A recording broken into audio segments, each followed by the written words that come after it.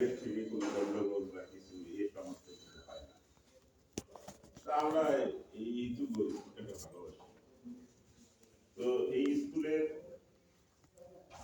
যে আউয়েল মাস্টার ছিল, ওই আউয়েল মাস্টার থাকাকালীন সময় এই স্কুলের স্টুডেন্ট মাস্টার অনেকদিন থেকে নাই।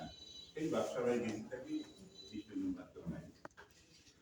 তো আউয়েল ভাই শেষ সময় আসলে আমাদের এই ছেলে বলা যায় সেটা আসাদুজ্জামান বলি,